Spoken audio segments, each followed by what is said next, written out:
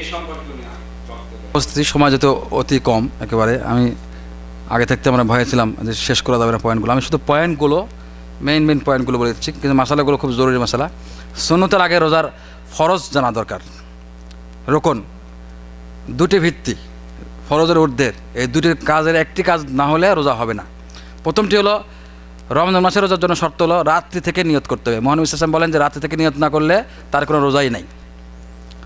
এটা যদি কেউ চাঁদ দেখে প্রথমেই করে নেয়, সারা মাস রোজা রাখবে, নিয়ত হয়ে যায়। কোনো আলামা একরাম বলেছেন, বড় আলমদের মধ্যে দুজনের মতানৈক্য আছে এখানে, শেখ ওসাইবিন এবং শেখ বিন বাজ রাহিমাহুল্লাহ।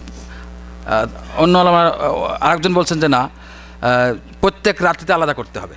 কিন্তু আমার কথা হলো যে যদি আপনারা চাঁদ দেখে করে নেন যে সারা বছর রোজা থাকবেন, তাহলে তো প্রত্যেক রাত্রি কি আপনার নিয়তকে বাইরে চলে যাচ্ছে নাকি?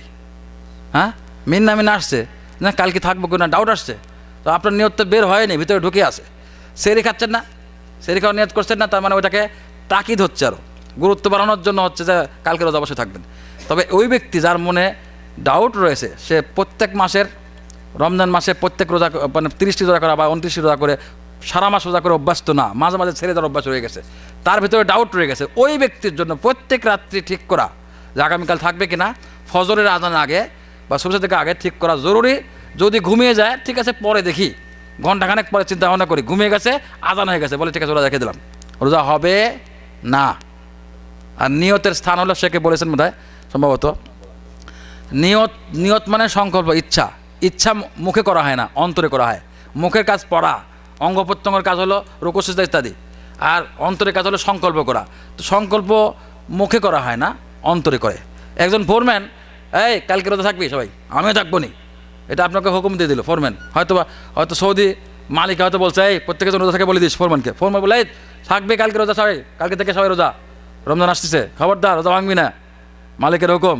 আর ভিতরে কয়ে সবাই যখন যাবে কামে, মনে করছে বসা যাবনি সকালে ফজরের পরে। নিয়ত কোনটা, মুখেরটা নাকি অন্তরেরটা? হ্যাঁ, ওইটা নিয়ত, তার মানে তার রোজা হবে না। রোজা যদি পরে রেখেও দেয়, সবাই রাখছে, না রাখলে কেমন হয়, রেখে দিয়ে হবে না রোজা। ভিতরে ছিল যে হুকুম, মুখে একটা ছিল, ভিতরেরটা হলো নিয়ত। নিয়তের স্থান হলো অন্তরে আনতে হবে যে কালকে থাকবে কিনা। প্রত্যেক মানুষ যারা রোজা থাকে তারা অন্তরে অবশ্যই এসে যায়, একেবারে আগে থেকে এসে যায়, সে কালকে রোজা থাকবে, অটোমেটিক এসে যায়, এটার নাম নিয়ত। তবে নফল নামাজে এই নফল রোজা শর্ত না, এটা নফল রোজা আপনি ইচ্ছা করলে ফজরের পরে নিয়ত করতে পারেন, জোরে আগে নিয়ত করলে হয়ে গেল। মহানবী সাল্লাল্লাহু আলাইহি ওয়াসাল্লাম একবার গিয়ে বললেন, আয়েশা ঘরে কিছু আছে? বলে নাই। বলে তাহলে আজকে আমি রোজা থেকে গেলাম, ফজরের পরে ঘটনা এটা। তার মানে নফল রোজা। কিন্তু ফরজ রোজার মধ্যে ব্যাপারে আপনাকে অবশ্যই রাত্রি থেকে নিয়ত পাকা করতে হবে। পাকা থাকলে তো আলহামদুলিল্লাহ, পাকা আছে, সেরে তারও পাকা হচ্ছে। তো একটি ফরজ হলো নিয়ত, আর 2 নম্বর ফরজ হলো যে সারাদিন শুভেচ্ছা দিক থেকে শুরু করে সূর্য অস্ত পর্যন্ত খানা পিনা এবং রোজা ভঙ্গকারী সমস্ত কাজ থেকে দূরে থাকতে হবে। এই দুটো শর্ত পাওয়া না গেলে আপনার রোজা হবেই না একেবারে। এবার আমি সুন্নতে যাচ্ছি। প্রথম সুন্নত সেহরি খাওয়া। সেহরিতে 3টি সুন্নত লক্ষণীয়। এখানে সেহরিতে কয়টা সুন্নত আছে? 3টা। 1 নম্বর সেহরি খাওয়া সুন্নত। 2 নম্বর লেট করে খাওয়া, একেবারে 10-15 মিনিট আগে শেষ করা। মহানবী সাল্লাল্লাহু আলাইহি ওয়াসাল্লামকে হাদিসে আসছে, জিজ্ঞাসা করা হয়েছে কতক্ষণ, বলে 50টা আয়াত পড়তে যতক্ষণ লাগে এতটুকু সময় রেখে ফজর আজান হয়ে যেত। তার মানে 10 থেকে 15 মিনিট আগে শেষ করা, এটা সুন্নত। 3 নম্বর সুন্নত হলো সেহরিতে খেজুর খাওয়া। মহানবী সাল্লাল্লাহু আলাইহি ওয়াসাল্লাম বলেন যে উম্মতের মুমিনের উত্তম সেহরি হলো খেজুর। আপনি ভাত খান, চাউল খান, রুটি খান, এর সঙ্গে 3টা খেজুর রাখুন, দেখুন যে কি বরকত। আল্লাহ সুবহানাহু ওয়া তাআলা তাসাহহারু ফাইন্না ফিস সাহরি বারাকা, তোমরা সেহরি খাও, সেহরিতে বরকত রয়েছে। কোন হাদিস আছে as-সুহুরু কুল্লুহু বারাকা, সমস্ত সেহরি আপনি যাই খান হালাল জিনিস, পানি খেলে 1 ডোক পানি খান, 3 ডোক পানি খান, 3 মোট চাউল খান, বরকত হয়। বরকত মানে সারাদিন ক্ষুধা এবং তৃষ্ণা কাছে আসবে না ইনশাআল্লাহ। তবে সুন্নত নিয়তে খেতে হবে, এই কথা খেয়াল রাখতে হবে। সেহরি খেলেন, কিন্তু কেমনে সেহরি সবাই আমি খেলাম, সুন্নত নিয়তে, বেশি খাওয়া না, সুন্নতটাই খাচ্ছেই নিয়ত করে, কম খেলেও যা হবে বেশি খেতে হবে। তবে কম খেলেই কাজ বেশি হবে। যদি বেশি খাওয়ার ব্যাপারটা হলো, যদি খিদে লাগে বেশি খায়নি, মনে সুন্নতে গড়বড় এসে যায়, একটু গড়বড় হলে বেশি খাওয়ার চেষ্টা করে, বেশি পানি খাওয়ার চেষ্টা করে, তখন সারাদিন পেশাব করতে অবস্থা খাই। আর বেশি ভাত খাওয়ার চেষ্টা করে, তখন দেখা যায় খিদে বেশি লেগেছে। এই বেশি খাওয়ার নিয়তের জন্য হ্যাঁ, সুন্নতের নিয়তে যা খাবেন সুন্নতের নিয়তে খাবেন, ইনশাআল্লাহ দেখবেন বরকত হবে, ক্ষুধা এবং তৃষ্ণা মোটেই লাগবে না ইনশাআল্লাহ। 2 নম্বর সুন্নত, তাহলে সেহরিতে করা সুন্নত বললাম, 3টা সুন্নত। 2 নম্বর সুন্নত হলো, এটা আনুষ্ঠানিক সুন্নত আর কি, ইফতারিতে লেট না করা। সেহরিতে লেট করা, আর ইফতারিতে লেট মোটেই না করা। সময় হয়ে গেছে, আপনার ঘরে দেখলেন টাইম হয়ে গেছে, আজান দেখ বা না দেখ, মুয়াজ্জিন সাহেব কখনো গাফেল হয়। এখানে অনেক মসজিদে মুয়াজ্জিন 5 মিনিট পরে দেয় না, আপনার সময় হয়ে গেছে, আপনার ঘরের টাইম জানা আছে, ইসলামিক সেন্টারের আপনার টাইম জানা আছে যে সূর্য অস্ত কোন সময় হচ্ছে এই টাইমটা নিয়ে আপনি ইফতারি করে নিন। আজান দিলেও দেখ, না দেন না দেয়, আপনার এখানে কোনো সম্পর্ক না তাদের সঙ্গে। কখনো কখনো গাফেল দেরি করে দেয়, কখনো ইফতারি করে দেয়, আমি দেখেছি অনেক পরিস্থিতি। হ্যাঁ, খাচ্ছে, সাজা খাচ্ছে, এরপরে দেখে। এই জন্য আপনি টাইম হয়ে গেছে, লেট করবেন না, মোটেই লেট করবেন না। এখানে 3টা আনুষঙ্গিক সুন্নত রয়েছে। ইফতারিতে লেট না করা সুন্নত। আচ্ছা, আর এই সুন্নতটা আদায় করার 3টা তরিকা আছে। ফার্স্ট সুন্নত হলো রতব, কাঁচা পাকা খেজুর। কাঁচা পাকা খেজুর, বাংলায় রতবের বাংলা হলো কাঁচা পাকা খেজুর, মানে অর্ধেক কাঁচা অর্ধেক পাকা।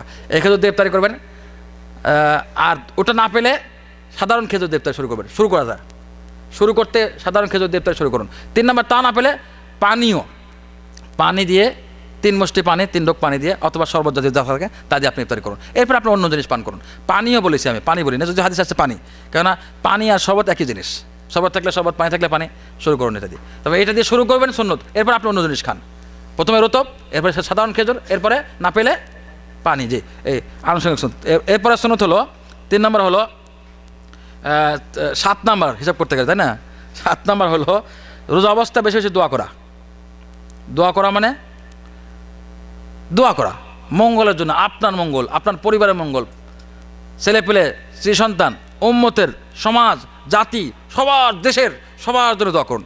রোজা অবস্থা দোয়া করলে ইফতারি পর্যন্ত সময়ের যে কোনো সময় দোয়া করলে দোয়া কবুল হয়। হাদিসটি সহিহ, গ্রহণযোগ্য। যে ইফতারিতে দেরি না করা, আগে বলেছি, এখানে একটা কথা বলিনি, যদি ইফতারিতে কেউ লেট করে না, আমাদের বাংলাদেশে অভ্যাসটা আছে, ডুবলো কিনা সন্দেহ, তাহলে উম্মতের জন্য কখনো মঙ্গল বয়ে আনবে না, অমঙ্গল হবে। নাউজুবিল্লাহ, এটাই মঙ্গল হবে না। এক কথা, মঙ্গল না হলে কী হবে বলেন? অমঙ্গল হবে। বোঝা যাচ্ছে কিনা? উম্মতের মঙ্গল আসবে যদি ইফতারিতে লেট না করে, মোটেই লেট না করলে তখন মঙ্গল, উম্মতের জন্য মঙ্গল বাকি থাকবে। এদের মঙ্গল উঠে গেছে, একটা কারণ হলো ইফতারিতে লেট করা। জি, কয়েক 5 মিনিট সতর্ক সময়, নাউজুবিল্লাহ। আবার ওখানে মসজিদে কী করে, কি লাইন বাঁকা থাকে, উম্মতের মতানৈক্য সৃষ্টি হচ্ছে। এগুলো জিনিসগুলো খেয়াল করার জিনিস। ইফতারিতে লেট করলে মঙ্গল থাকবে না, আর মসজিদে গিয়ে কাতার বাঁকা হলে তো উম্মতের ঐক্য হবে না, মতানৈক্য সৃষ্টি হবে। জি, এই 2 জিনিস খেয়াল রাখবেন। 8 নম্বর সুন্নত হলো দোয়া পড়া। ইফতারের সময় দোয়া পড়া। বিসমিল্লাহ বলে ইফতারি করবেন, এবার দোয়াটা পড়ুন। হাদিস থেকে যেটা বোঝা যাচ্ছে, কোনো মুহাদ্দিসিনে কেরাম দেখেছে সময় লিখেছে, আগে পরে উল্লেখ করেনি স্পষ্টভাবে। তো আপনি বিসমিল্লাহ বলে ইফতারি করুন, এরপরে যাহাবা জামা ওয়াবতাল্লাতিল উরুকু ওয়া সাবাতাল আজরু ইনশাআল্লাহ, এই দোয়াটা পড়ে আমরা লিফলেট হয়তো বিলি করা হয়েছে কিনা জানি না, আছে লিফলেট নিয়ে নেবেন। রোজা লিফলেটে লেখা আছে। লিফলেট বিলি করা হলে, না হলে আমি অনুরোধ করবো যারা লিফলেটের দায়িত্বে আছেন লিফলেট বিলি করার জন্য, রোজার নিয়ম কারণ সংক্ষেপণী লিফলেট বিলি করার জন্য অনুরোধ করলাম। জি, এখানে দোয়াটা লেখা আছে, এই দোয়াটা সহি। আমাদের বাংলাদেশে একটা দোয়া আছে না, আল্লাহুম্মা সুমতু লাকা, এটা সাব্যস্ত না, সহি সনদে সাব্যস্ত না। জি, আচ্ছা, বের হওয়ার সময় দিন। হ্যাঁ, এরপরে 9 নম্বর সুন্নত হলো রোজা অবস্থায় যদি কোনো ব্যক্তি রোজার আদব সম্মান রক্ষা না করে, যা মনে আছে তা করলো, মুখে যাতে বলে বেড়ালো, ওই ব্যক্তির রোজা উপবাস হয়ে গেল। সুন্নত হলো রোজা অবস্থায় মুখ সংরক্ষণ করা, গুনার কাছ থেকে, হারাম কাছ থেকে দূরে থাকা। যেমন একটু উদাহরণ দিই, গীবত, পরচর্চা মানে বাস্তব কথা কইলেন কিন্তু আসলে সে শুনলে পছন্দ করবে না, আপনার সামনে নাই, অ্যাবসেন্ট এমন ব্যক্তির সম্বন্ধে বাস্তব কোনো কথা বলেছেন, শুনলে পছন্দ করবে না, গীবত হয়ে গেছে। যা করেন। চগলখড়ি, মিথ্যা সাক্ষী, গালিগালাজ, কাউকে লানত করা, অভিশাপ দেওয়া, এসব ব্যাপারগুলো নাউজুবিল্লাহ রোজা নষ্ট করে। মহানবী সাল্লাল্লাহু আলাইহি ওয়াসাল্লাম বলেন, মান লাম ইয়াদা কওলা যুর ওয়াল আমালা বিহি ফালা হাজাতা লিল্লাহি ফিয়া ইয়াদা তুআমা ওয়া শারাবা। বুখারী শরীফের হাদিস। যে ব্যক্তি রোজা রেখে মিথ্যা কাজ, মিথ্যা কথা ত্যাগ করলো না, ওই রোজার অবস্থা, রোজার অর্থ কি বলা হয়েছে? ত্যাগ করা না, বিরত থাকা। যে ব্যক্তি রোজা রেখে মিথ্যা কাজ এবং মিথ্যা আমল থেকে বিরত থাকলো না, ওই ব্যক্তির উপবাস থাকার আল্লাহ পাকের কোনো দরকার নেই। অন্য কারো দরকার থাকলে কিন্তু আল্লাহ পাকের দরকার নেই। তো আল্লাহ পাকের দরকার না থাকলে রোজা কার জন্য? তাহলে কার জন্য রোজা? নিজের নফসের জন্য, তাই না? নফস চাইলেও রোজা রাখো, রেখে দিলাম, আর নফস চাইলে যেভাবে রাখতে চাই রেখে দিলাম, তাহলে নফসের রোজা হলো, ওটা আল্লাহ পাকের রোজা হয়নি। এই যে রোজার বিরত থাকার অর্থ প্রত্যেকটা জিনিসের মধ্যে রয়েছে। এর 10 নম্বর হলো বেশি বেশি নেকামল করা। এটা নিয়ে আমাদের শেখ বিস্তারিত আলোচনা করেছেন হয়তোবা। বেশি বেশি নেকামল, কোরআন তেলাওয়াত, জিকির আজকার, নফলেবাদ বন্দী, ওমরা যেটা বললেন, হ্যাঁ, এভাবে আরও দান সদকা, গরিবদের খেয়াল রাখা, প্রতিবেশীর খেয়াল রাখা, বন্ধুর খেয়াল রাখা, রুমমেটের খেয়াল রাখা, হ্যাঁ, অসুস্থ ব্যক্তির খেয়াল রাখা, সব করে নেকামল যত বেশি সম্ভব রমজানে করুন, এবং এই অভ্যাসটা কন্টিনিউ করে আমরা মানুষ হয়ে যাই, মানুষের সমাজ বসবাস করবো ইনশাল্লাহ। হ্যাঁ, যদি আমরা এই রোজার অভ্যাসগুলো, রোজার সৎ শিক্ষাগুলো কন্টিনিউ করে, তাহলে ইনশাল্লাহ আবার সেই স্মরণযোগের মতো মানুষের সমাজ আমরা বসবাস করা শুরু করবো ইনশাল্লাহ। আচ্ছা, রোজা ভঙ্গকারী কারণসমূহ আমি একেবারে সংক্ষেপে বলি। 1 নম্বর কারণ, ভুলে কিছু খেয়ে ফেললে রোজা ভাঙে না, কিন্তু যদি স্বেচ্ছায় খায়, বুঝে শুনে খায়, জেনে শুনে খায়, রোজা ভেঙে যায়। আর ভুলে খেলে ভাঙবে না। আচ্ছা, দলিল যাচ্ছি না। এরপরে রোজা ভঙ্গের আরেকটি কারণ, যদি দিনের বেলায় কেউ স্ত্রী সহবাস করে, ভাঙবে তো ভাঙবে, খালি কাজা করলে হবে না, কাফফারাও দিতে হবে। কাফফারা মানে 60টি রোজা রাখতে হবে একটির বদলায়। আর না পারলে কি করতে হবে, গোলাম আদাত করতে হবে, কিছু দাস মুক্ত এখন তো নাই, 60টি রোজা রাখতে হবে। তা না পারলে 60 জন মিসকিনকে খানা খাওয়াবে সে, বিশাল শাস্তি আছে। খবরদার, সাবধান সাবধান সাবধান, হ্যাঁ, খেয়াল রাখতে হবে। যদি কোনো দুর্ঘটনা ছেলের পক্ষ থেকে হয়, পুরুষের পক্ষ থেকে হয়, নারীর জন্য তাকে স্মরণ করে দেয়, আমি রোজা আছি, আমি আসি বা আপনি আসেন, স্মরণ করে দেওয়া উচিত। এটা রোজা ভাঙার আরেকটি কারণ হলো, যদি স্বেচ্ছায় যদি বীর্য নির্গত করে, স্বেচ্ছায়, অনিচ্ছা হলে ভাঙবে না। ঘুমে হয়েছে, স্বপ্নে হয়েছে, শরীর দুর্বল, ইচ্ছা ছাড়া এমনি হয়ে গেছে, অথবা তার কোনো সমস্যা আছে, শারীরিক কোনো সমস্যা আছে, এমনি হয়ে গেছে, ভাঙবে না রোজা। কিন্তু যদি স্বেচ্ছা, ইচ্ছার দখল থাকে, ইচ্ছা দখল বুঝছেন তো, হ্যাঁ, ইচ্ছা থাকলে, ইচ্ছায় নিজের ইচ্ছার দখলে হয়ে গেলে রোজা ভেঙে যাবে এবং রোজা কাজা করতে হবে। 4 নম্বর কারণ হলো ইচ্ছাকৃতভাবে বমি করা, মানে আঙ্গুল দিয়ে অকক করে বমি করে ফেললো, আর একটা অনিচ্ছা হয়ে গেছে, অনিচ্ছা হয়ে গেছে। যদি কোনো কারণে পেটে অসুস্থ হয়ে যায়, পেট অসুস্থ, এটা এখানে উল্লেখ নাই, তো আমি যেটা বুঝলাম বলছি, সে ভুল শেখ বলে দেবেন। কোনো কারণে অসুস্থ হয়ে গেছে, পেটে খুব ব্যথা করছে, ডাক্তারের পরামর্শ হলো আপনার ওইটাকে পেট থেকে বের করে দেন, বমি করতে হবে, নাহলে সমস্যা হচ্ছে, আপনার কোনো কুখাদ্য ঢুকেছে, এখানে জীবাণু ঢুকেছে, তো ডাক্তার বলে বের করতে, তাহলে বের করে ফেলবেন, গুনাহ হবে না, রোজা একটা রাখবেন, স্বেচ্ছা হলো, স্বেচ্ছা হলো, তবে আর রোজা কাজা করলে হয়ে যাবে। আপনি ওই দিন অসুস্থ হওয়ার কারণে রোজা রাখবেন না, আপনি অসুস্থ, ডাক্তার বলেছে পেটে অসুস্থ, আপনি ওই দিন রোজা না রাখে আরেকটা কাজা করতেন। কিন্তু যদি কোনো কারণ ছাড়া নিজে নিজে বমি করে রোজা ভেঙে ফেলে, গুনাহ হবে, কবিরা গুনাহ, রোজা ভাঙার কারণে কাজাও করতে হবে, তওবা করতে হবে। জি, অনিচ্ছাকৃত হয়ে গেলে তো ভাঙবে না, আমি বললাম, অনিচ্ছা, ইচ্ছা ছাড়া, অথবা ডাক্তারের পরামর্শ ভেঙেছেন, রোজা ভাঙবে, কিন্তু কাজা করতে হবে। অনিচ্ছা হলে মোটেই ভাঙবে না। এরপরে 5 নম্বর কারণ হলো, মহিলাদের যদি মাসিক বা প্রসূতি, সন্তান প্রসবের পরে রোজা অটোমেটিক কী হয়ে যায়, রোজা হয় না, রাখলেও কাজ হবে না, ভাঙতেই হবে। অথবা মাসিক এসেছে, তখনও ভাঙতে হবে, মিন্স আসলে, এবং এই রোজার কাজা করতে হবে। সন্তান প্রসবের কারণে হোক অথবা মাসিকের কারণে হোক, রোজা ভাঙতে হবে। আর কেউ যদি মনে করে যে, অনেকে আছে জাহেল, কয় যে না ভাঙলো, ভাঙা তো জরুরি না, রেখে দিলাম, আমার সামর্থ্য আছে, আমি রোগ নিয়ে রাখবো, রোজা হবে না। আর এটা আমাদের এই আহলে সুন্নাত জামাতের মুসলমানদের কাজ না, এটা অন্য গ্রুপ, ওই যে খারেজি গ্রুপের কাজ, যারা রাষ্ট্রদ্রোহী ছিল, একটা গ্রুপ গোমরা পথভ্রষ্ট, ওদের কাজ, এটা আমাদের কাজ না। সুতরাং করে ইচ্ছাকৃতভাবে রাখবেন না, রাখা অন্যায়, না রাখা জরুরি এবং কাজা করা জরুরি, খেয়াল রাখতে হবে এটা। আচ্ছা, যদি কারো সারাদিন রোজা রেখেছেন, সেকে বললেন, খুব ভালো পয়েন্ট, সূর্য ঠিক ডোবার একটু আগে, 1 মিনিট আগে মেন শেষে গেল অথবা সন্তান প্রসব হয়ে গেল, রোজা নষ্ট হয়ে গেছে, রোজা ভাঙতে হবে এবং একটা কাজা করতে হবে। জি, ঠিক এমনি ভাই উল্টা তার আমি যদি নেই, শুভেচ্ছা থেকে ঠিক 1 মিনিট আগে পবিত্র হয়ে গেল, নেফাস থেকে বা হায়াস থেকে, অর্থাৎ সন্তান প্রসূতির থেকে রক্ত বন্ধ হয়ে গেছে, হ্যাঁ, এরপরে হায়াস মাসিক বন্ধ হয়ে গেছে, গোসল করে ফেলতে হবে। গোসল করে, অথবা আপনি নিয়ত করেন, রোজা নিয়ত করুন, সেরে খেতে পারবেন না পারো, 1 মুষ্টি যদি খেয়ে নেন ভালো, 1 মুষ্টি চাউল, বা না পেলে আপত্তি নেই, রোজা নিয়ত করতে হবে, রোজা রাখতে হবে। জি, এরপরে কোনো কারণ যেটা মানুষের হয়ে থাকে, প্রসিদ্ধ জিনিস, অনেকে সুরমা দিলে মনে করে রোজা ভেঙে গেছে, সুরমা দিলে রোজা ভাঙে না। অনেকে মনে করে ওষুধ যদি কানে দেওয়া হয় অথবা চোখে দেওয়া হয় ড্রপ, তার রোজা ভেঙে যায় না, ভাঙে না। তবে নাকের, কানে এবং চোখের, নাকের ব্যাপারে এখন তো কথা আছে, নাকের ব্যাপারে যদি ওষুধ চলে যায় পেটে, এজন্য নাকের ব্যাপারে সতর্ক থাকবে। ডাক্তারের পরামর্শ হলে দিতে পারে রোগী হলে, কিন্তু সাবধান, যদি পেটে চলে যাওয়ার সম্ভাবনা, এই জন্য অনেকে বলেছেন যে নাকে দিলেই রোজা ভেঙে যায়। আসলে কারণ নাকে দিলে পেটে চলে যাওয়া স্বাভাবিক, এই জন্য ভেঙে যায়। পেটে যদি না যেয়ে নাকে দেয় হবে, দেয়, আশা করি ভাঙবে না। এভাবে নাকটাকে দিল, নাক থেকে বের হয়ে গেল, ওষুধটা লেগে নিচে টপ ভিতরে চলে গেলে রোজা ভেঙে যাবে। নাকে ড্রপ ব্যবহার করবেন না রাত্রি ছাড়া। ডাক্তার পরামর্শ যদি হয় জরুরি এবং ড্রপ ব্যবহার করার পরে পেটে চলে যায়, আপনি রোজা ভেঙে ফেলুন, অসুস্থ মানুষ আপনি, এবারে কাজা করুন, গুনাহ হবে না ইনশাআল্লাহ। আচ্ছা, আগেই বলেছি স্বপ্নদোষ হলে রোজা ভাঙে না। কেউ মনে করে যে, আচ্ছা আরেকটা মশালা, ইফতারে সেহরির আগে 10 মিনিট আগে উঠলো, হঠাৎ করে দেখে যে গোসল করতে হবে, আপনি সেহরি আগে খাওন, সেহরি খেয়ে পরে গোসল করে নামাজ পড়ুন। দিনের বেলা ঘুমিয়ে আসছেন, স্বপ্নদোষ হয়ে গেছে, রোজা নষ্ট হয়নি, কিছু হয়নি একেবারে। হ্যাঁ, নাফাক অবস্থায় সেহরিও খেতে পারেন এবং রোজার নিয়ত তো আসেই, নিয়ত করতে মনে আসে, যা যাচ্ছে, অসুবিধা নেই। দিনের বেলা স্বপ্নদোষ হলে রোজা ভাঙবে না, কিন্তু যদি ইচ্ছার দখল থাকে কোনোভাবে, সে জেনে শুনে, তাহলে অবশ্যই ভেঙে যাবে।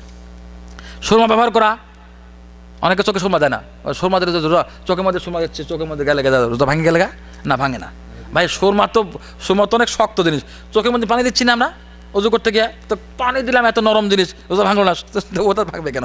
মেহেদি দেওয়া ইত্যাদি ব্যবহার করা। তবে রোজা অবস্থায় অজু করার সময় আপনি নাকে যে জোরে পানি দেওয়া আছে, আবার নাক থেকে বের করা, মুখে জোরে পানি দেওয়া, জোরে জোরে করা নিষেধ। গড় গোড়া যেটা বলি সেটা নাই, অজুর মধ্যে গড় গোড়া শব্দ কোনো কোথাও নেই। মৃত্যুর আগে গড় গোড়া হয়, কিন্তু অজুর মধ্যে গড় গোড়া কোনো শব্দ আদেশ করে নেই, এটা একটা ভিত্তিহীন জিনিস। তবে কুলি করতে মধ্যে মুখের মধ্যে পানি যে ঘোরানো আছে, কুল্লি করতে আস্তে আস্তে করে সাবধানে, যেন মুখের মধ্যে পানি চলে না যায়। এরপরে নাকের মধ্যে জোরে পানি দিয়ে বের করার নিয়ম আছে অন্য সময়, কিন্তু রোজা অবস্থায় একটু আস্তে দিয়ে আস্তে বের করবেন, যেন ভেতরে না ঢোকে।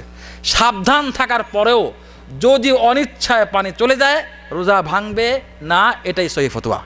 মহানবী সাল্লাল্লাহু আলাইহি ওয়াসাল্লাম বলেন যে আমার উম্মত থেকে অনিচ্ছাকৃত ত্রুটি এবং যা ভুলে গিয়ে কিছু করলে ওটা মাপ, ক্ষমা।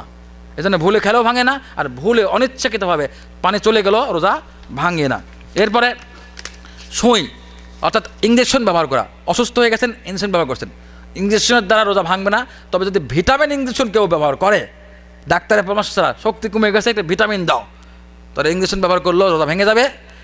তবে যদি কোনো ডাক্তার তার পরামর্শ দেয় যে আপনাকে ভিটামিন ইঞ্জেকশন করতে হবে আপনার রোগের কারণে, চিকিৎসার জন্য, সেটা চিকিৎসার মধ্যে দাখিল হবে, আশা করি রোজা ভাঙবে না। এটা আমি যেটা বলেছি সেটা বললাম, বলে সে বলবেন চিকিৎসার কারণে হলে। আর যদি শক্তি জোগানোর জন্য কেউ ব্যবহার করে যে কোনো ইঞ্জেকশন অথবা ইঞ্জেকশন ছাড়া অন্য কোনো জিনিস ভিতরে ঢোকানোর ব্যবস্থা করে, রোজা ভেঙে যাবে। মহিলাদের একটা সমস্যা, স্বামী যদি গরম হয়, লবণ বেশি হইলে, ঝাল বেশি হলে টক ঝাল করে, ওই মহিলার জন্য বা যে কোনো মহিলার জন্য তরকারি টেস্ট করার জন্য জিহ্বার সঙ্গে লাগানো বৈধ, রোজা ভাঙবে না, মাকরু হবে না, ক্ষতি হবে না। বাচ্চার খাদ্যের জন্য টেস্ট করতে হচ্ছে, দেখতে হচ্ছে।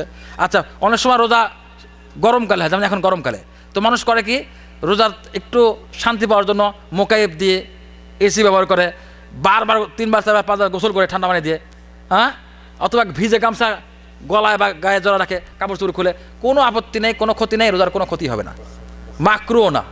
আচ্ছা, অসুস্থ ব্যক্তি যদি, যার টান কষ্ট আছে, শ্বাস কষ্ট আছে, অ্যালার্জি আছে, এজমা আছে, যদি কেউ ব্যবহার করে ওই যে কি বলে, হ্যাঁ কি বলে, ইনহেলার ব্যবহার করলে কোনো ক্ষতি হবে না, হ্যাঁ, বা স্টিম দেয়, ক্ষতি হবে না, কেন ওটা ওষুধের চিকিৎসা, এটা তো আসলে তো খাদ্য না। জি। এরপরে আচ্ছা, অনেকে করে কি রোজা অবস্থায় মিসওয়াক করে না, মিসওয়াক করলে রোজা হালকা হয়ে যায়, মুসা আলাইহিস সালামের ঘটনা, নাউজুবিল্লাহ। এটা আর উল্টা, আপনার দুর্গন্ধ মুখ নিয়ে কথা বলবেন কেমন? রোজা যেটা বলা হয়েছে যে রোজাদার ব্যক্তির গন্ধ, ওটা না খেয়ে থাকার কারণে পেটের ভিতর থেকে যে গন্ধটা আসে, না খেয়ে থাকার কারণে, আর এমনি দাঁতের গন্ধ, খাদ্য লেগে গেছে গন্ধ, ও তো সবসময়ের জন্য ঘৃণিত। আপনি কথা বলবেন কেমন? পরিষ্কার করেনি, গন্ধ, মিসওয়াক করে না, ভয়ে, ভুল। মিসওয়াক করাই সুন্নত, আর মিসওয়াক না করলে রোজা কোনো ক্ষতি হয় না এবং কোনো অসুবিধা নেই। অনেকে খুশবু ব্যবহার করে না, আতর, খুশবু, সুগন্ধি ব্যবহার করে না, ভুল। সুগন্ধি ব্যবহার করে সুন্নত সর্বদার জন্য, রোজা অবস্থা সুন্নত, কোনো ক্ষতি হবে না রোজা। জি। রোজা অবস্থা যদি স্বামী স্ত্রী পরস্পরের আলিঙ্গন করে, পরস্পরকে চুমু দেয়, রোজা ভাঙবে না। মাসালাটা বললাম, এটা অনেক বিবাহিত লোক এখানে আসেন, ভাঙবে না এবং ক্ষতি হবে না, বরঞ্চ মহানবী সাল্লাল্লাহু আলাইহি ওয়াসাল্লাম রোজা অবস্থায় এমন কাজ করেছেন সাব্যস্ত আছে সহিহ হাদিসে, চুমু দেওয়া যায়, অসুবিধা নেই। তবে যদি অন্য কোনো কারণ ঘটে যায়, মারাত্মক কোনো কারণ ঘটে যায়, তখন কিন্তু ভেঙে যাবে, বুঝে নিন। জি। রক্ত বের হয়ে গেলে, যদি বিশেষ করে ওই যে আমাদের হেজামত অর্থাৎ চুঙ্গা লাগানো বলে, সিঙ্গা লাগানো, হ্যাঁ, সিঙ্গা লাগানো বলে, যদি কেউ রোজা অবস্থা না করাই ভালো। কারণ মহানবী সাল্লাল্লাহু আলাইহি ওয়াসাল্লাম বলেছেন যে সিঙ্গা লাগালো এবং যেই লাগাই নিচ্ছে, উভয় রোজা ভেঙে গেছে। এটা নিয়ে মতানৈক্য আছে, তবু দিনের বেলা আপনি পরহেজ করুন, রাত্রিতে মাগরিব পরে লাগানোর চেষ্টা করুন, আমি অনুরোধ করবো এটা। হ্যাঁ, রক্ত দেওয়া, রক্ত বের হয়েছে হাত টাত কেটে গিয়ে, রোজা ভাঙবে না। কিন্তু যদি নাক দিয়ে রক্ত বেরিয়েছে, রোজা ভাঙবে না। কিন্তু যদি বেশি হয়ে যায়, অতিরিক্ত রক্ত বের হয়ে গেছে, আপনি দুর্বল হয়ে গেছেন, আপনার জন্য রোজা ভাঙা বৈধ। কেন? আপনি অসুস্থ হয়ে গেছেন, তখন বেশি রক্ত বের হবে না, অসুস্থ হয়ে গেছেন, অসুস্থতার কারণে আপনি রোজা ভাঙতে পারেন, আর একটা রোজা কাজা করবেন, গুনাহ হবে না। কিন্তু অল্প ছোট রক্ত বের হলে রোজা ভাঙে না। বা রক্ত দান করলেন, রক্তকে 2-4-10 কেজি দান করে রাখি, সামান্য, হ্যাঁ, রক্ত আশা করি ভাঙবে না। কিন্তু রক্ত যদি বেশি দান করতে হয় কোনো কারণে, মারাত্মক রোগী, আপনার আত্মীয়স্বজন, স্ত্রী, ছেলেপেলে, মা, নিকটাত্মীয়, বেশি রক্ত দিতে হচ্ছে, বেশি রক্ত দিয়ে এবং জরুরি, নাহলে রোগী মারা যাবে, তখন আপনি রক্ত দান করুন। এবং আপনি দুর্বল হয়ে গেছে, দেখেন অতিরিক্ত রক্ত দরকার, এবারে আপনার জন্য রোজা ভাঙা জায়েজ, রেখে আরেকটি রোজা রাখতে পারবেন। এবারে কোনো নোট থাকলে শেখ দিতে পারেন আমাদের শেখ। আমার আলোচনা এখন শেষ করছি। রমজান মাসের শুরু এবং রমজান মাসের শেষ কিভাবে সাব্যস্ত হবে? আর এর সাথে আরো একটা প্রশ্ন, সেটা হলো সারা দুনিয়ার মুসলমানরা কি একই সাথে রোজা শুরু করতে পারবে অথবা একই সাথে রোজা শেষ করতে পারবে? ধন্যবাদ চৌকস পরিচালককে। আমি অনুরোধ করছি আমাদের মান্যবর শেখকে এই প্রশ্ন উত্তর দেওয়ার জন্য। বাকি প্রশ্ন উত্তর আমি আশা করি শেখই দিবেন। আমাদের একটু ওইদিকে কন্ট্রোল করতে হবে। আমি আপনাদের কাছ থেকে অনুমতি চাচ্ছি। জাকুমুল্লাহ খাইরান।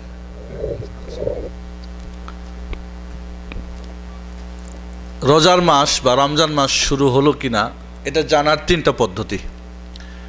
এক নম্বর পদ্ধতি হলো চাঁদ যদি দেখতে পান আপনি স্বচক্ষে, তাহলে মাস রমজানের চাঁদ যদি দেখতে পারেন তাহলে বুঝতে হবে মাস শুরু হয়েছে, এর মধ্যে আর কোনো সন্দেহ থাকবে না। কারণ আল্লাহ নবী আলাইহিস সালাম বলেন, তোমরা সুমু বিরুয়াতি, চাঁদ দেখে তোমরা রোজা শুরু করো। আর একটা পদ্ধতি হলো চাঁদ দেখেন নাই, কিন্তু চাঁদ যে দেখেছে এই খবরটা আপনি শুনেছেন। এই খবরটা টিভির মাধ্যমে হতে পারে, রেডিওর মাধ্যমে হতে পারে, স্যাটেলাইটের মাধ্যমে, মোবাইল বা যে কোনো মাধ্যমে, ফ্যাক্সের মাধ্যমে আপনি খবরটা জানতে পেরেছেন। বিশ্বস্ত মানুষ দেখেছে, যার এই সংবাদটা গ্রহণযোগ্য, এই সংবাদটা আপনার কাছে পৌঁছলে রমজান মাস শুরু হয়েছে এটা প্রমাণিত হবে। আপনাকে দেখতে হবে এমন কথা না, সবাইকে চোখে দেখতে হবে এমন কথা না। অনেকে এরকম মনে করে দেখতে হবে আমাকে, আমি দেখি নাই মানে দেখা না। আল্লাহর নবী আলাইহিস সালাম মদিনায় গিয়ে 9 বার রোজা রেখেছেন। দ্বিতীয় হিজরিতে রোজা ফরজ হয়, 9 বার রোজা রেখেছেন। আল্লাহর নবী কখনোই নিজের চোখ দিয়ে দেখেন নাই। সাহাবার এসে বসেছেন, ইয়া রাসূলুল্লাহ চাঁদ দেখা গেছে, বলে ডাকো বেলালকে ডাকো। আব্দুল্লাহ ইবনে ওমর রাদিয়াল্লাহু তাআলা আনহু বলেন, সবাই চাঁদ দেখতেছিল, আমিও দেখছি। দেখে আল্লাহর নবীর কাছে এসে খবর দিলাম, বললেন ডাকো বেলালকে, বেলালকে বলে দাও আগামীকালকে সবাই রোজা রাখবে যেন। এইভাবে ঈদ করার জন্যও একই, ঈদের চাঁদ দেখা গেলে বলে দাও যে হ্যাঁ কালকে ঈদ হবে। তাহলে সংবাদ পেলেই আপনার মাস শুরু হয়েছে এটা আপনাকে বুঝতে হবে। 3 নম্বরে হলো, যদি আপনি চাঁদ না দেখা যায়, কেউ সংবাদও দিল না, তাহলে আপনাকে শাবান মাস 30 দিন পূরণ করতে হবে। শাবান 30 দিন পূরণ করে রোজা শুরু করতে হবে। চাঁদ দেখলেন না, কেউ বললো না, জানতেও পারলেন না, তাহলে দেখতে হবে যে শাবান মাস 30 দিন পূরণ করে, 30 দিন হলে তাহলে তারপরে অবশ্যই 31 দিনের দিনে কি হবে, অবশ্যই রমজান শুরু হবে। কারণ আরবি মাস চন্দ্র মাস 31-এ হয় না, হয় 29-এ হয়। আল্লাহ নবী বলেন আশ-শাহরু হাকাযা ওয়া হাকাযা, আল্লাহ নবী বলেন চন্দ্র মাস 29-এ হয়, 30-এও হয়। তাহলে এই 3 ভাবে রমজান মাস শুরু হয়েছে বা শেষ হয়েছে প্রমাণিত হবে। শুরুটাও যেমন চাঁদ দেখে বা শুনে বা 30 দিন পূরণ করে, ঠিক শেষ রমজান শেষ ঈদ করবেন সেক্ষেত্রেও তাই, চাঁদ দেখে অথবা শুনে অথবা রমজান 30 দিন পূরণ করে শাওয়াল শুরু হবে। এই 3 ভাবে রমজান আপনাকে শুনতে এমন কথা না। আল্লাহর নবী আলাইহিস সালাম চাঁদ কখনো দেখে নাই, সাহাবারা বলেছেন, তাই চাঁদ দেখে তিনি রোজা রেখেছেন। কাজেই আমরা অনেক সময় মনে করি রেডিওর সংবাদ শোনা যাবে না, অনেক সময় মনে করি এটা করা যাবে না, বিভিন্ন কথা আমরা বলি। যখনই আপনার কাছে খবর আসবে আপনি রোজা রাখবেন। জি, এর মাধ্যমেই রমজান শুরু হয়েছে প্রমাণিত হবে বা শেষ হয়েছে প্রমাণিত হবে। আর কোনো প্রশ্ন? কি যেন একই সঙ্গে কি যেন প্রশ্ন? এখন বর্তমান যুগে একটা সমস্যা আমরা দেখি, সেটা হলো কি যে সৌদি আরবের চাঁদ দেখে আমাদের দেশে কেউ রোজা রাখে, কেউ রাখে না, উল্টা এই যে বিভিন্ন একটা সমস্যা। সারা পৃথিবীর মানুষ কি একই সঙ্গে রোজা রাখবেন, একই সঙ্গে ঈদ করবেন, নাকি যার যার দেশের চাঁদ দেখবে আর যার যার মতো করবেন? কোরআন হাদিসের আলোকে এবং ওলামা কেরামদের যে বিশ্বস্ত বা গ্রহণযোগ্য ফতোয়া যেটা, সেটা হলো কি একই সঙ্গে হওয়া সম্ভব, একই সঙ্গে করা উচিত। দিন এক, আল্লাহ এক, রসুল এক, কোরআন এক, হাদিস এক, একই সঙ্গে হওয়া উচিত। কিন্তু আল্লাহর নবীর যুগে একসঙ্গে হয় নাই, বা সাহাবাদের যুগে একসঙ্গে হয় নাই, ওইটাই চলে এসেছে। তখন কারণ ছিল কি, এক জায়গার চাঁদের খবর আর এক জায়গায় পৌঁছতো না। এক দেশের চাঁদ বা এক এলাকার চাঁদ দেখার খবর শুনে আর এক এলাকায় যে রোজা ভাঙ্গা অথবা রোজা করা, তার প্রমাণ হাদিসেই আছে। সাহাবায়ে কেরাম রাদিয়াল্লাহু তাআলা আনহুম শাম দেশে গেছিলেন ব্যবসা করার জন্য। সন্ধ্যাবেলা চাঁদ দেখেছেন, সারা রাত্রি চলছেন, সকালবেলা চলছেন, দুপুরের পরে মদিনায় প্রবেশ করছেন। মদিনায় এসে দেখে আল্লাহর নবী সাহাবা ইকরাম সবাই রোজা আছেন, এটা কিন্তু ঈদের চাঁদ। বলি ইয়া রাসূলুল্লাহ, কালকে আমরা চাঁদ দেখেছি। বলে হ্যাঁ। আল্লাহর নবী বলেন, যাও বেলাল বা যে ঘোষক, যাও মদিনায় বলে দাও সবাই যেন রোজা ভেঙে দেয়, আগামীকালকে ঈদের নামাজ হবে। কারণ ঈদের নামাজের টাইম শেষ হয়ে গেছে, জোহর পর্যন্ত। জোহর হয়ে গেলে ঈদের নামাজ চলবে না। তাহলে আল্লাহর নবী সাহাবাদের মদিনার বাইরের চাঁদ দেখা গ্রহণ করছেন না করেন নাই? করছেন। যারা বলছেন যে না, তাদের দলিল সবচেয়ে যে শক্তিশালী দলিল সেটা হলো আব্দুল্লাহ ইবনে আব্বাসকে বলা হলো, শাম থেকে সাহাবা এসে বললেন যে ওখানে তো মুয়াবিয়া রাদিয়াল্লাহু তাআলা রোজা রাখছে অমুক দিন, আপনারা অমুক দিন রোজা রাখছেন। কয় ওদের চাঁদ ওরা, আমাদের চাঁদ আমাদের। এর অর্থ খালাস, এখন সুযোগ নাই যে একসঙ্গে রোজা রাখবে, কারণ ওইখানেও তিনি শুরু করেছেন, এখানে একদিন পরে ইনারা শুরু করছেন। এখন কি নতুন করে আবার সামনে যাওয়া সম্ভব নাকি? সম্ভব না। কাজে তেনারা চাঁদ দেখে রোজা রেখেছেন, আমরা চাঁদ দেখে আমাদের রোজা রেখেছি। এখন কি দুইজন একসঙ্গে হওয়া সম্ভব আছে? সুযোগ আছে? এই হাদিসের অর্থ এই। তাহলে এবং আপনাদের একটা আমি অবশ্য সায়েন্সে বা এতে চাঁদ দেখার ব্যাপারটা কম বেশ হতে পারে। তাহলে সেই যুগে ছিল কি, চাঁদ দেখার খবরটা আরেকজনের কাছে এক দেশ থেকে আরেক দেশে পৌঁছা। হয়তো মদিনার লোক মক্কায় পৌঁছতো না, এখন সৌদি আরব, পুরা সৌদি আরব এক জায়গায় চাঁদ দেখলে পুরা সৌদি আরব রোজা রাখে না? রাখে না। আল্লাহর নবীর যুগে বা সাহাবাদের যুগে কি একসঙ্গে সবাই রোজা রেখেছে? কেন রাখে নাই? কারণ এক জায়গার চাঁদের খবর আরেক জায়গায় পৌঁছে নাই। ওই সৌদি আরবে আজকে একসঙ্গে হচ্ছে না, হয় না? তাহলে তখন ছিল ওজোর কি, চাঁদ দেখার খবরটা না পৌঁছা। এখন কিন্তু চাঁদ দেখার খবর পৌঁছার আর ওজোর নাই, বরং স্যাটেলাইটের যুগ, 1 মিনিটে সারা পৃথিবীতে খবর পৌঁছা সম্ভব। তবে এখন একটা ওজোর রয়ে গেছে, বিরাট ওজোর। সেটা কি? ঐক্যের অভাব। মুসলমানদের ঐক্য নেই। আছে? কোন দেশের চাঁদ দেখে রোজা রাখবে আর কোন দেশের চাঁদ ছাড়বে, রোজা ছাড়বে? কেউ কাউকে মানে না, যার যার মতো।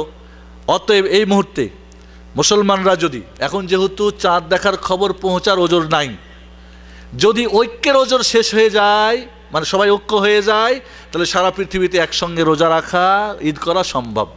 পৃথিবীতে যেহেতু আজকে ঐক্য নাই, ওলামাদের ফতোয়া হলো, যারা বলছেন একসঙ্গে করতে হবে তাদেরই ফতোয়া হলো যে কেন আপনি একসঙ্গে করার ফতোয়া দিবেন, যাতে সবাই একসঙ্গে করে। এই ফতোয়া দিলে বাংলাদেশের লোক 3 দিন রোজা রাখে, কেউ সৌদি আরবের সঙ্গে 2 দিন পরে যেহেতু চাঁদ দেখা যায়, কেউ আরেকদিন আগে, মানে সরকারের আগে, আবার কেউ সরকারের সঙ্গে। তো 3 দিন 3 গ্রুপ হয় না? একই বাংলাদেশে 3 গ্রুপ, কেউ সৌদি আরবের সঙ্গে, আবার এরপরের দিন চাঁদ দেখে না, কয় বাংলাদেশে এরা সব হুজুররা বুঝি ঘুমাইছে, 2 দিন পরে রোজা রাখা যায় নাকি, এরা আবার শুরু করলো। তাহলে 2 গ্রুপ। 3য় গ্রুপ যখন সরকার ঘোষণায় তাই তখন, তাহলে একই দেশে 3 গ্রুপ হয় না? আপনি সারা পৃথিবীর মুসলমানকে এক করতে গিয়ে একই দেশে 3 গ্রুপ, এটা কি জায়েজ? এটা আরো বড় অন্যায়। কাজে একসঙ্গে রোজা রাখতে গিয়ে 3 গ্রুপ হওয়ার চাইতে যে দেশের রোজা দেখবে, চাঁদ দেখেই রোজা রাখবে, চাঁদ দেখেই ঈদ করবে। বোঝা গেছে না? যায় নাই? কিন্তু যদি কোনো